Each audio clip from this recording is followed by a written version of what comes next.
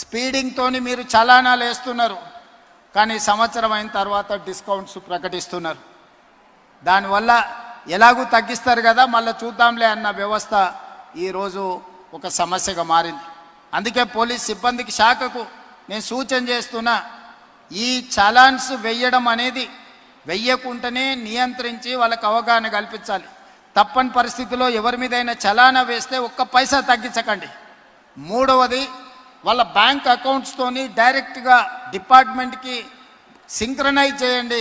ఎప్పుడు చలానా పడితే ఆటోమేటిక్గా వాళ్ళ అకౌంట్లోకి వెళ్ళి డిడక్ట్ అయ్యి పోయే విధంగా ఈరోజు బండి రిజిస్ట్రేషన్కి వచ్చినప్పుడే ఆ బండి యజమాని యొక్క ఖాతాను మీరు తీసుకోండి, బ్యాంక్ అకౌంట్ను అటాచ్ చేయండి. ఏ బండి అయితే స్పీడింగ్ చేస్తుందో, ఏ బండి అయితే సిగ్నల్ జంప్ చేస్తుందో, ఏ బండికి అయితే చలానా పడుతుందో ఆటోమేటిక్గా ఆ యజమాని అకౌంట్లో నుంచి నగదులు బదిలీ అయ్యే విధంగా మీరు ఈరోజు టెక్నాలజీని వాడుకోండి. బ్యాంకులను కూడా సమన్వయం చేసుకోండి.